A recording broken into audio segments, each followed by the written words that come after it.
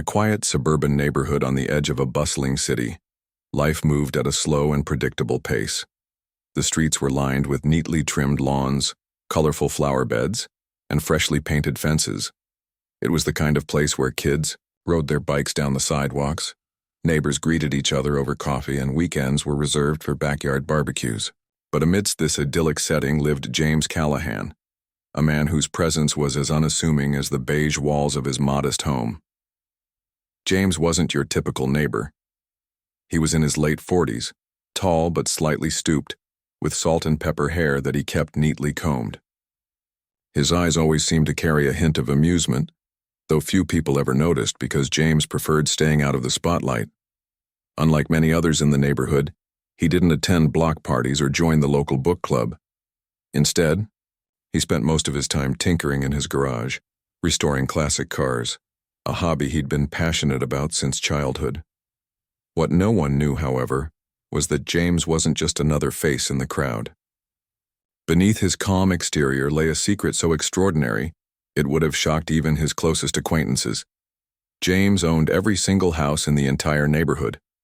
Years earlier, during a financial downturn, he had stumbled upon a rare opportunity, an auction selling off properties from a failed real estate development company. Sensing potential, James pooled his savings, created an anonymous LLC, and bought the entire subdivision. To everyone else, it looked like any other ordinary neighborhood. But behind the scenes, James quietly managed the homes, renting them out to families and individuals while keeping his true identity hidden. For years, this arrangement worked perfectly. Tenants came and went, paying rent on time and maintaining the community's charm without realizing they were all part of James's private portfolio. Meanwhile, James lived among them, blending seamlessly into the background. He liked it that way. Anonymity gave him peace. After all, why draw attention when you can simply enjoy the quiet satisfaction of knowing you've built something meaningful? But, as fate would have it, trouble began brewing in paradise. It started innocently enough.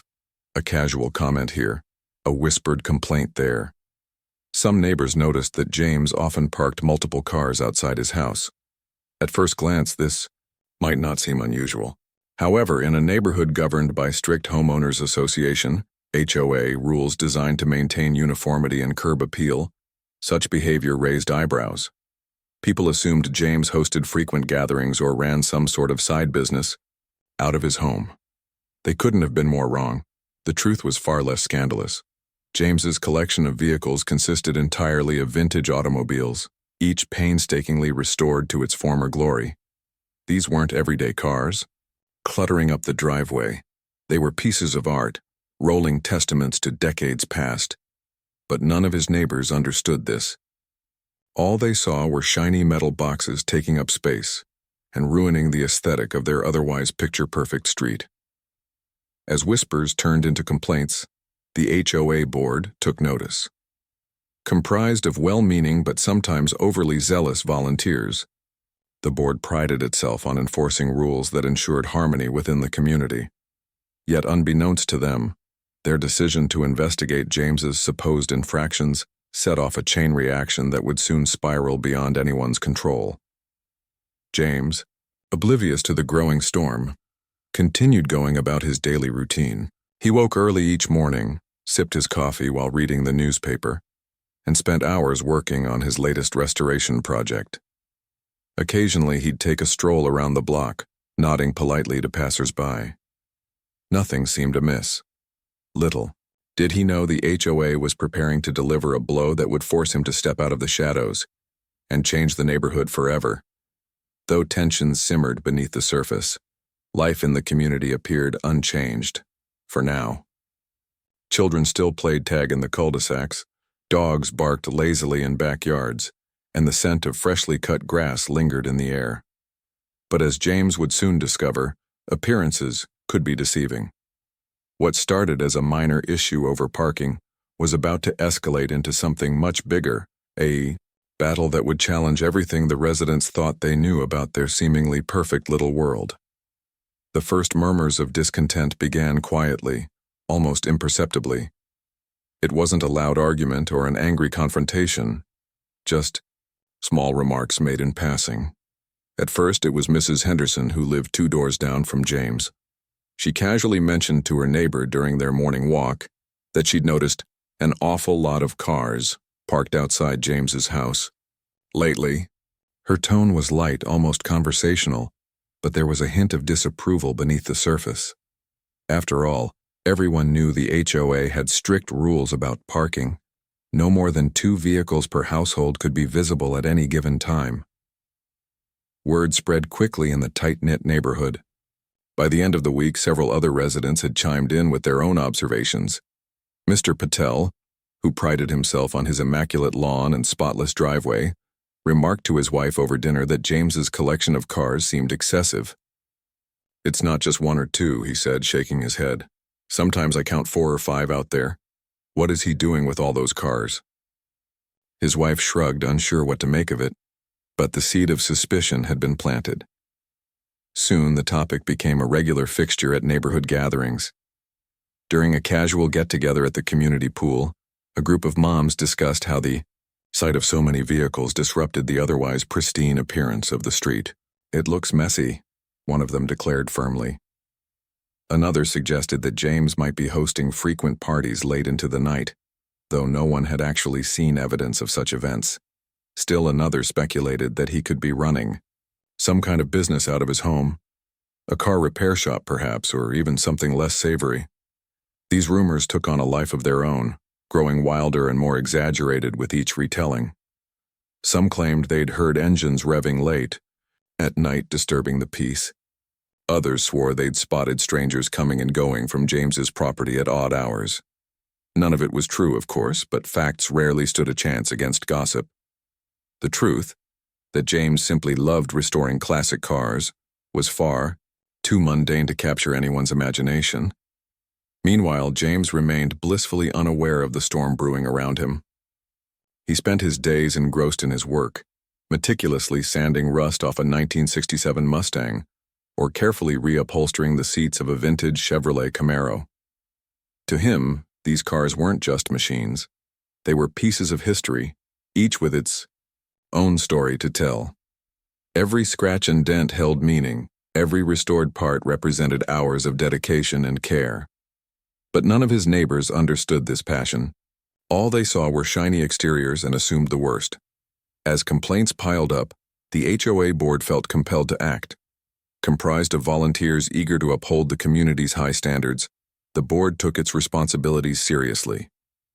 They convened an emergency meeting to discuss the situation.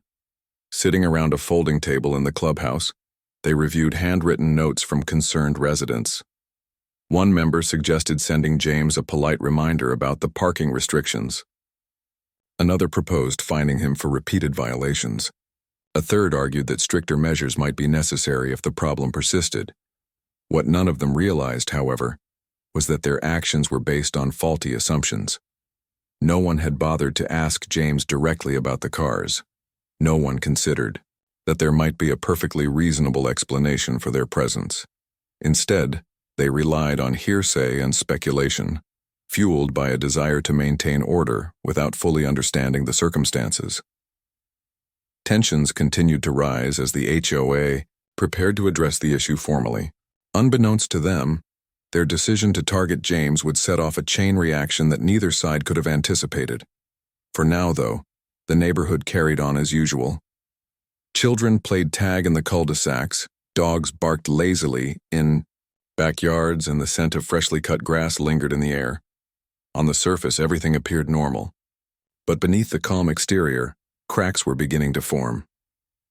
James, still oblivious to the mounting pressure, went about his routine.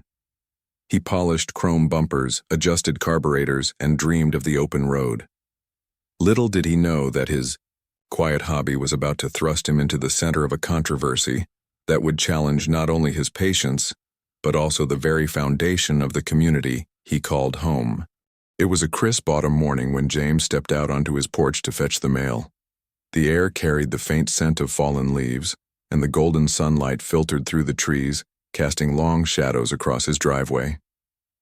As he flipped through the stack of envelopes, one caught his eye, a plain white envelope with the HOA's logo stamped in the corner. His brow furrowed slightly as he opened it, expecting another routine notice about upcoming maintenance or a reminder about holiday decorations. But what he read inside made his blood boil.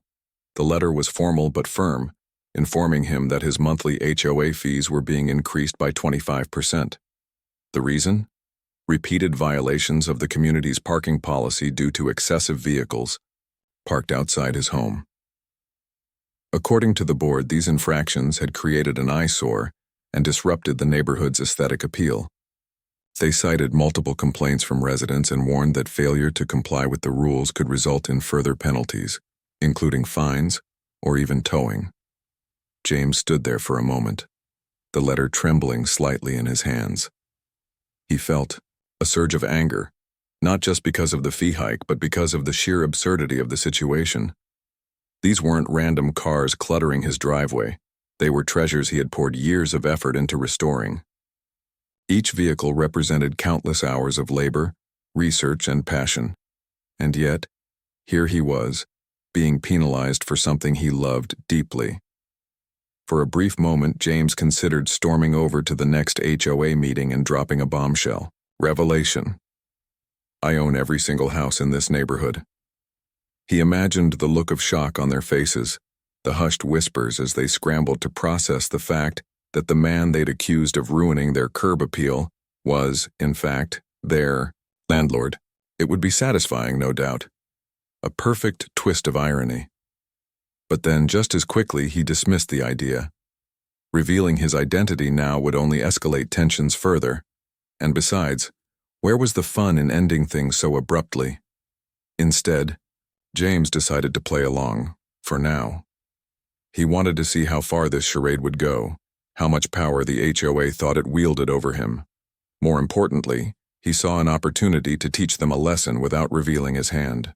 After all, if they believed he was just another ordinary homeowner, they wouldn't suspect that every decision they made ultimately affected someone sitting quietly in their midst. That evening, James sat at his kitchen table, drafting a polite but firm response to the HOA's letter. In it, he acknowledged their concerns about parking, but pointed out that none of his vehicles violated any actual ordinances. He reminded them that his cars were legally registered and maintained, and that he took great care to ensure they didn't block sidewalks or impede traffic.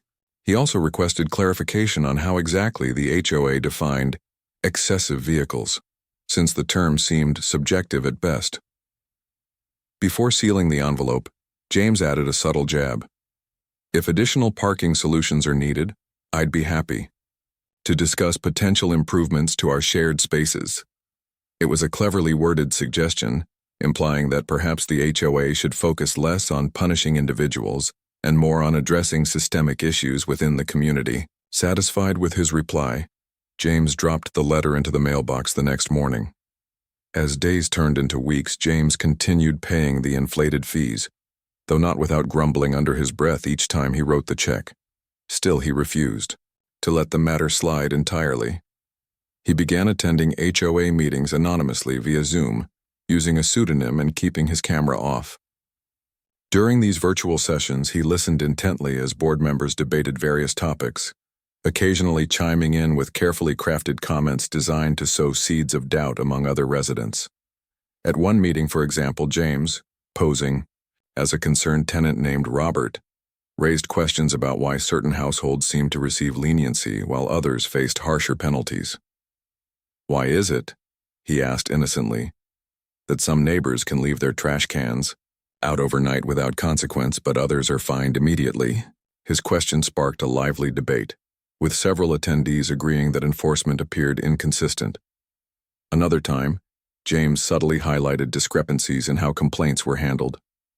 I've noticed that some issues get resolved quickly while others seem to drag on forever, he remarked during a discussion about noise violations. Is there a way we can make the process fairer for everyone? Again, his words struck a chord, prompting murmurs of agreement from other participants. Through these small interventions, James slowly chipped away at the HOA's authority, exposing cracks in their veneer of impartiality. Meanwhile, he continued gathering evidence of their biased practices, documenting instances where rules were applied unevenly or ignored altogether. He knew that someday soon, he'd have enough ammunition to expose the truth, not just about his ownership of the neighborhood, but about the HOA's flawed governance as well. But for now, James bided his time, watching and waiting. He attended meetings, paid his dues, and kept his head down, all while plotting his next move. The HOA may have thought they had the upper hand, but James was playing a longer game, one that would culminate in a dramatic showdown neither side would forget. Until then, he remained the quiet, unassuming neighbor who just happened to own everything around him. James had always been a man of patience, but even the calmest rivers could overflow given enough time. As weeks turned into months, his quiet rebellion against the HOA began to take shape, not with loud protests or angry outbursts, but through subtle, calculated actions. He continued attending HOA meetings under his pseudonym, Robert, and each session became an opportunity to plant seeds of doubt among the residents. His goal wasn't just to expose the board's unfairness, it was to make them question their own authority without realizing who was pulling the strings. One evening, during a particularly heated meeting, the topic of parking violations resurfaced. A new resident complained about how her neighbor frequently parked a work van in front of their shared driveway, making it difficult for her to back out safely. The HOA president, Mr. Thompson, nodded sympathetically and promised swift action. But when another attendee asked why similar complaints about James's cars hadn't been resolved yet, Mr. Thompson hesitated. Seizing the moment, James, still disguised as Robert, spoke up. "It seems like some issues get more attention than others," he said smoothly, his tone polite but pointed. "Why is it that certain households are held accountable while others seem to slide by? Shouldn't we all be treated equally?" His comment ignited a wave of murmurs across the virtual room. Other residents chimed in, sharing their frustrations about inconsistent enforcement. One woman recounted how she'd been fined for leaving her trash cans out one extra day, while another neighbor went weeks without penalty despite having overgrown weeds in their yard. Someone else mentioned that noise complaints were rarely addressed unless they came from specific areas of the neighborhood. The meeting quickly devolved into a chorus of grievances, with everyone pointing fingers at the HOA's perceived favoritism. For the first time, cracks began to show in the board's polished facade. Mr. Thompson tried to steer the conversation back on track, but his responses sounded defensive, even dismissive. "We do our best to enforce the rules fairly," he insisted, though his voice lacked conviction. By the end of the meeting, several attendees openly questioned whether the HOA truly represented the community's interests, or if it served only a select few. Behind the scenes, James worked tirelessly to gather evidence of these inconsistencies. He scoured old newsletters, archived emails and public records, documenting every instance where the HOA failed to apply its policies uniformly. He discovered that fines for minor infractions often targeted newer or less affluent residents, while longtime homeowners received warnings at most. In one glaring example, a wealthy family who regularly threw large parties late into the night had never faced repercussions, despite numerous noise complaints filed against them. Armed with this information, James decided it was time to escalate his campaign. He drafted a detailed report outlining the HOA's discriminatory practices and sent copies to key members of the community, including outspoken critics of the board. He also created an anonymous tip line, a simple Google form, where residents could submit stories of unfair treatment. Within days, submissions poured in, ranging from trivial gripes to serious allegations of bias. Each entry added fuel to the growing fire of discontent. As tensions escalated, James noticed a shift in the neighborhood's atmosphere. Conversations between neighbors grew more frequent, with people exchanging stories and commiserating over shared frustrations. For years, many had felt powerless against the HOA's rigid control, but now there was a sense of solidarity, a collective realization that they weren't alone in their struggles. James watched silently from the sidelines, pleased to see his efforts bearing fruit. Still, he knew the real battle lay ahead. While undermining the HOA's credibility was satisfying, it wouldn't be enough to bring about lasting change. He needed a decisive moment, a dramatic reveal that would leave no room for doubt about who truly held the reins in this community. And so James began laying the groundwork for what would become the ultimate showdown. He called for a special meeting, citing urgent concerns about transparency and accountability within the H. The room was electric with tension as James Callahan stood at the front of the community center, his calm demeanor contrasting sharply with the chaos unfolding around him.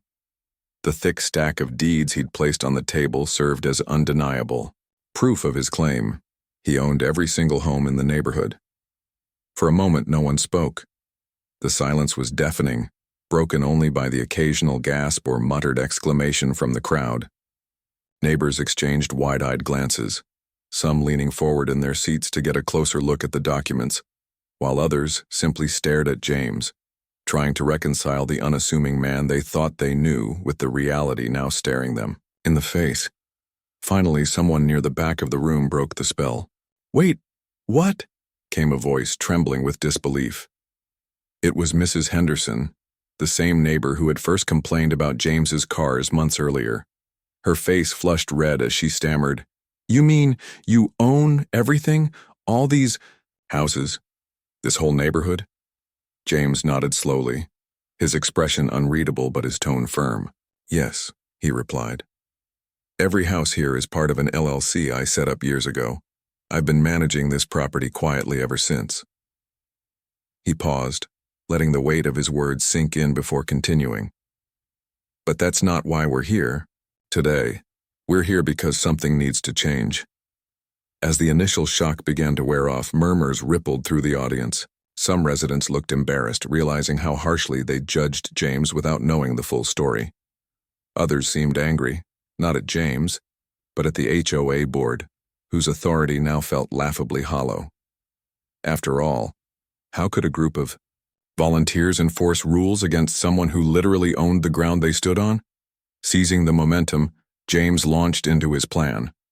"First," he said, holding up a finger for emphasis, "this current HOA board is dissolved, effective immediately." Gasps erupted again, but James pressed on unfazed. "In its place, I'll appoint a new board made up of trusted tenants, people who live here, understand our community, and genuinely care about fairness." He scanned the room, making eye contact with several individuals he'd identified as potential candidates during his months of observation. They shifted uncomfortably in their seats, clearly caught off guard by the sudden responsibility thrust upon them. "Second," James continued, raising another finger, "we're going to rewrite the rules. No more arbitrary fines or selective enforcement. From now on, every decision will be transparent, fair, and consistent." To illustrate his point, he held up the folder of evidence he'd compiled over the past few weeks, pages upon pages, detailing instances where the HOA had favored certain households while penalizing others. This kind of behavior ends today. By this point, the atmosphere in the room had shifted dramatically. What had started as confusion and disbelief had transformed into something resembling hope. People sat up straighter, listening intently, as James outlined his vision for the neighborhood's future. He spoke passionately about creating a sense of unity, encouraging neighbors to connect rather than compete. He proposed initiatives like monthly block parties, shared gardening projects, and even a community newsletter to celebrate local achievements. But perhaps the most surprising announcement came when James addressed the very issue that had sparked this entire saga: parking. "I know my cars have caused some disagreements," he admitted with a wry smile, drawing nervous laughter from the crowd. "So I'm proposing we build a communal garage, a space where anyone can store extra vehicles, tools, or equipment. That way we eliminate clutter without punishing people unfairly." The idea was met with enthusiastic applause, particularly from those who had struggled with limited parking themselves. As James wrapped up his speech, he took a deep breath and softened his tone. "Look, I didn't come here to humiliate anyone or stir up trouble. I wanted to show you that real leadership isn't about wielding power. It's about serving the community. And that's exactly what I intend to do moving forward." When he finished speaking, the room erupted into applause. Residents rose to their feet, clapping and cheering as if they'd just witnessed a miracle. Even former critics like Mrs. Henderson joined in, her earlier embarrassment replaced by admiration for the man who had turned the tables so masterfully. Meanwhile, the ousted HOA board members sat silently at their table, their faces pale and expressions defeated. They'd underestimated James once too often, and now they were paying the price. After the meeting adjourned, neighbors lingered in the community center, buzzing with excitement. Conversations flowed freely, with people introducing themselves to James for the first time despite having lived next door to him for years. Some thanked him profusely for stepping in. Others offered suggestions for improving the neighborhood. A few even apologized for doubting him, though James brushed it off with characteristic humility. "Water under the bridge," he said with a shrug. "Let's focus on building something better." Over the next few days, the neighborhood buzzed with activity. Flyers went up announcing the formation of the new HOA board, featuring names familiar to everyone in attendance. Work began on drafting revised guidelines with input solicited from residents via online surveys and town hall meetings. Plans for the communal garage moved forward, funded entirely by James's personal investment. Slowly, but surely, the scars, left by years of divisive governance, began to heal. For James, the experience marked a turning point. Though he still preferred quiet evenings tinkering in his garage, he found himself embracing his role as a leader, not out of obligation, but because he truly cared about the people around him. And as the neighborhood came together in ways it never had before, one thing became abundantly clear. Sometimes the person you least expect holds the key to change. The days following James Callahan's bombshell revelation were nothing short of transformative for the neighborhood. What had once been a community divided by petty grievances and selective enforcement was now united by a shared sense of purpose, and it all stemmed from one man's quiet determination to set things right.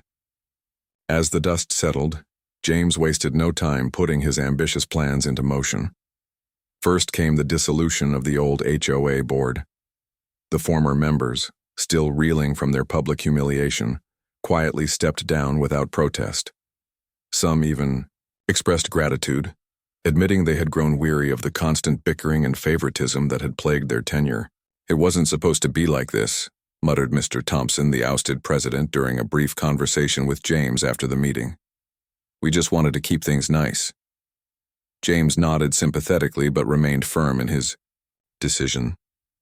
"Intentions don't matter if the results hurt people," he replied gently. "Let's start fresh." With the old guard out of the way, James turned his attention to forming a new HOA board. He handpicked individuals who had shown kindness, fairness, and leadership within the community. People like Mrs. Patel, whose meticulous gardening inspired others to beautify their yards, and Mr. Carter, a retired teacher known for organizing summer reading programs for kids. To ensure transparency, James insisted on holding open elections, where residents could vote for candidates based on detailed platforms outlining their visions for the neighborhood. The process was democratic, inclusive, and refreshingly drama-free, a stark contrast to the secretive ways of the previous board. Once the new board was in place, James introduced sweeping reforms aimed at fostering fairness and accountability. Gone were the arbitrary fines and inconsistent enforcement policies. Instead, the revamped HOA implemented a clear, tiered system for addressing infractions. Minor issues warranted warnings, while repeated offenses resulted in reasonable penalties. Every decision was documented and shared publicly via monthly newsletters, ensuring everyone felt heard and respected. Residents began attending meetings not out of fear or obligation, but because they genuinely cared about shaping the future of their community. But perhaps the most impactful change came in the form of James's proposal for a communal garage. Construction began almost immediately, funded entirely by James's personal investment. Located near the entrance of the subdivision, the spacious facility featured designated parking spots for each household, along with additional space for tools, bicycles, and other equipment. It solved the very problem that had sparked the entire saga: excessive vehicles cluttering driveways and streets, while also providing a practical resource for everyone. As the garage took shape, so too did the neighborhood spirit. Neighbors who had barely spoken before suddenly found themselves chatting over coffee or teaming up to tackle weekend projects. Families organized potluck dinners in the clubhouse, swapping recipes and stories late into the evening. Kids formed impromptu soccer games in the cul-de-sacs, their laughter echoing through the streets. Even the annual holiday lights competition, once marred by jealousy and rivalry, became a collaborative effort as neighbors pooled resources to create dazzling displays that brought joy to everyone. James himself became a beloved figurehead in the community, though he never sought the spotlight. His passion for restoring classic cars drew curious visitors to his garage, where he happily explained the history behind each vehicle and shared tips on maintenance. One Saturday morning, a group of teenagers showed up unannounced, eager to learn more about mechanics. Rather than turning them away, James welcomed two. Life in the neighborhood had transformed in ways no one could have predicted. What began as a quiet rebellion against unfair HOA practices had blossomed into a thriving, harmonious community where neighbors truly cared for one another. James Callahan's revelation about his ownership of the entire subdivision had been the catalyst, but it was the collective effort of everyone involved that turned the once divided streets into a place people were proud to call home. The communal garage quickly became the heart of the neighborhood, a symbol of cooperation and shared purpose. Every household now had access to designated parking spaces, neatly organized rows reserved for tools, bicycles, and seasonal decorations. On weekends, residents gathered there not just to store their belongings but to catch up over cups of coffee or impromptu barbecues hosted by James himself. The garage wasn't just functional, it was a hub of connection, laughter, and camaraderie. James's classic car collection also found a new audience among the residents. Kids who had never shown interest in cars before now eagerly joined him in the garage, marveling at the gleaming chrome bumpers and polished engines of his restored treasures. He taught them how to change oil, check tire pressure, and even gave driving lessons to teenagers preparing for their licenses. His passion became contagious, sparking curiosity and respect for craftsmanship in young minds. One boy, Tommy, proudly declared he wanted to be a mechanic when he grew up, thanks to James's encouragement. "If you can dream it, you can build," Terry James told him with a wink, handing him a wrench. Meanwhile, the HOA under its new leadership flourished. Monthly meetings were no longer dreaded obligations but lively discussions filled with creative ideas and collaborative problem-solving. Residents pitched in to organize events like movie nights in the park, art fairs showcasing local talent, and charity drives benefiting nearby shelters. Even the annual holiday lights competition evolved into something magical. Instead of competing individually, families worked together to decorate entire blocks, turning the neighborhood into a glowing wonderland each December. The changes weren't limited to social gatherings or physical improvements either. A spirit of kindness permeated every corner of the community. When Mrs. Henderson fell ill, her neighbors rallied around her, delivering meals, mowing her lawn, and ensuring she felt supported during her recovery. Similarly, when Mr. Patel's basement flooded after a heavy storm, volunteers arrived within, hours armed with buckets, mops, and words of encouragement. These acts of generosity reminded everyone that they weren't just living side by side. They were part of something bigger, a true neighborhood family. Even the smallest gestures carried weight. Neighbors left handwritten notes of appreciation. On doorsteps, exchanged freshly baked cookies and offered helping hands without being asked. Children played freely in the cul-de-sacs, knowing they were surrounded by watchful eyes that cared. Parents chatted over fences while hanging laundry, sharing stories and advice. Strangers became friends and acquaintances turned into confidants. For James, the transformation brought unexpected joy. Though he still cherished his privacy, he found himself embracing the role of mentor and friend more openly. People sought him out not because they feared his authority, but because they valued his wisdom and warmth. Whether it was offering career advice to a struggling tenant or mediating a minor disagreement between neighbors, James approached every interaction with patience and understanding. In return, he received gratitude, and sometimes playful teasing, from those who affectionately called him the mayor behind his back. As the months passed, the neighborhood continued to evolve. Flower beds burst with vibrant colors, tended to by residents inspired by Mrs. Patel's gardening workshops. Front. Porches adorned with rocking chairs invited passers-by to sit and chat. Streets once criticized for uniformity now reflected the diverse personalities of their inhabitants. One house painted bright turquoise, another decorated with whimsical wind chimes, and yet another boasting a mural celebrating the community's unity. James often took evening walks through the neighborhood, savoring the sight of children chasing fireflies, couples strolling hand in hand, and groups of friends laughing on front lawns. Each step reminded him why he'd fought so hard to create this change, not for recognition or control, but because he believed in the power of community. It wasn't perfect, no place ever was, but it was real, authentic, and alive with possibility. 1. Summer evening, as golden sunlight bathed the streets in a warm glow, James attended a block party organized by the new HOA board. Tables groaned under the weight of homemade dishes, music drifted through the air, and balloons bobbed lazily in the breeze. As he stood watching the festivities, a little girl tugged at his sleeve. "Mr. James," she said shyly, holding out a crayon drawing of a car surrounded by smiling stick figures. "This is for you." James knelt down to her level, touched by the gesture.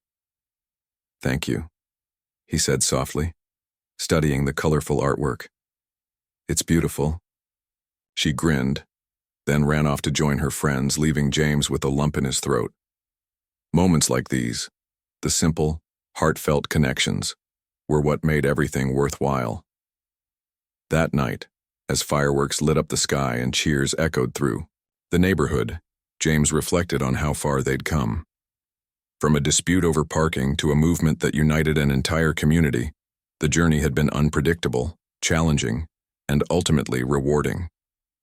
He realized that his secret ownership hadn't defined him. It was his actions, his willingness to listen, and his commitment to fairness that had earned him the trust and admiration of those around him. And so, life in the neighborhood continued, shaped by the values of kindness, transparency, and collaboration.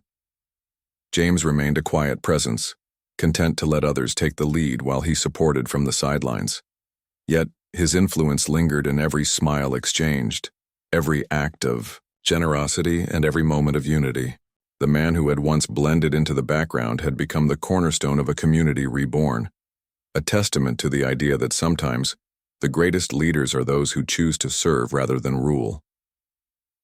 In the end, the story of James Callahan wasn't just about cars or houses or fees.